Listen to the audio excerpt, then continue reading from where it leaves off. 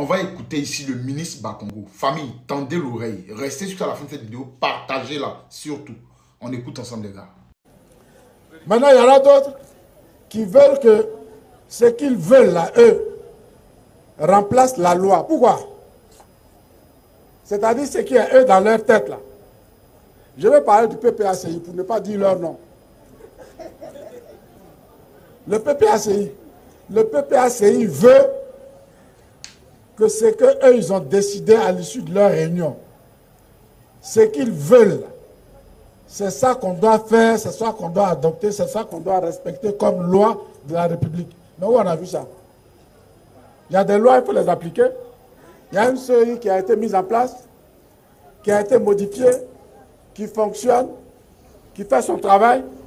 Ben eux, matin, midi et soir, la CEI est devenue leur punching ball. Quand ils se lèvent le matin, ils tapent sur la CEI. À midi, ils tapent un peu dessus. Le soir, ils tapent un peu. Le soir, ils tapent très fort. Pourquoi? Parce qu'ils veulent que la CEI soit ce qu'eux, ils veulent. Pas ce que les Ivoiriens veulent, hein, mais ce qu'eux, ils veulent. Mais est-ce que nous, on va accepter? Nous, on est des Ivoiriens aussi. On est des Ivoiriens.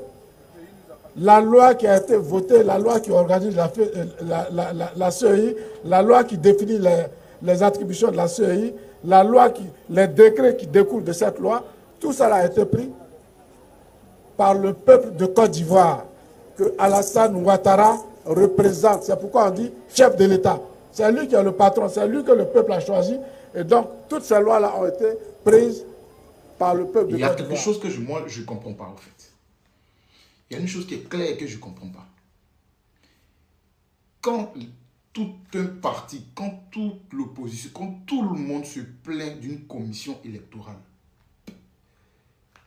indépendante, mais dans quel coup vous, c'est-à-dire le parti au pouvoir, vous la défendez? Je ne comprends pas.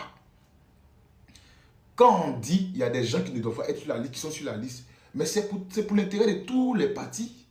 Pourquoi vous, j'ai comme l'impression que vous, là, vous ne parlez pas, vous défendez la CEI. Je ne comprends pas, au fait.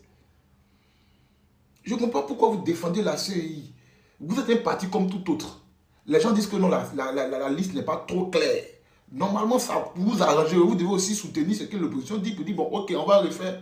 Mais pourquoi vous? C'est que je ne comprends pas, au fait.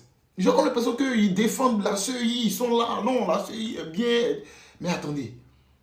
Quand quelqu'un se plaint d'une CEI, eh ben, c'est pour tout le monde, ce n'est pas pour une seule personne. Donc, normalement, vous devez soutenir les dits des opposants. Il y a quelque chose qui n'est pas clair. Parce que tout le monde dit qu'il y a des noms qui ne doivent pas être sur la liste électorale qui figurent. Il y a des noms qui doivent être qui ne figurent pas. Il y a des gens qui ne sont plus là, qui sont sur la liste. Tout ça là.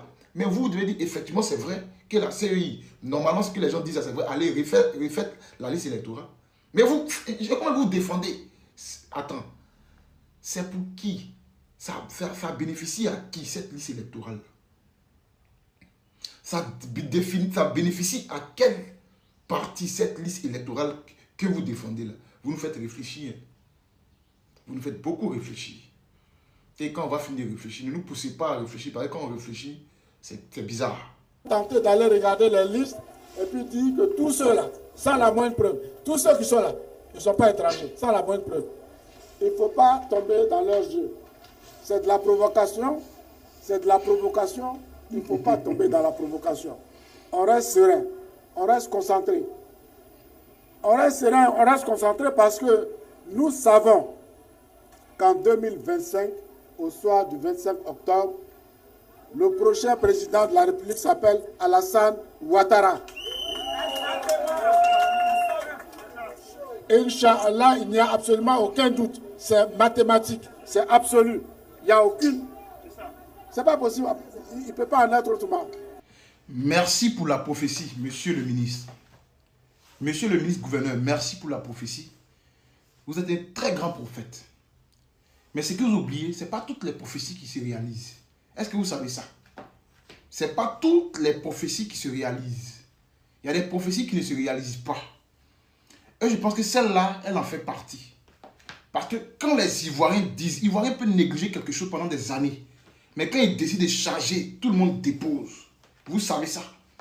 Je prends l'exemple de l'affaire de Boubiland. Ils ont traité les Ivoiriens de Woubiland, ils ont payé des Woubiland, tout et tout. Quand on a chargé là, même les pays qui n'aiment pas ça là, ils ont déposé pour nous. Donc vous pouvez dire ce que vous voulez, parce que ça vous chante, parce que ça vous plaît.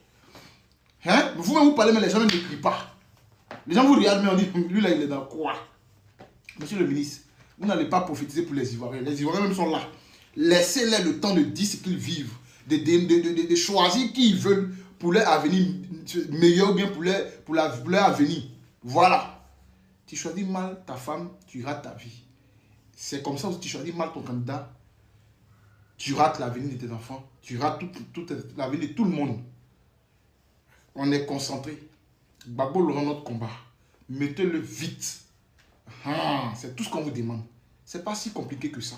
Si vous aimez les Ivoiriens, mettez le nom du président Laurent Gbagbo, on passe à autre chose. C'est pas un débat. C'était le Tché. Partagez massivement. On est ensemble.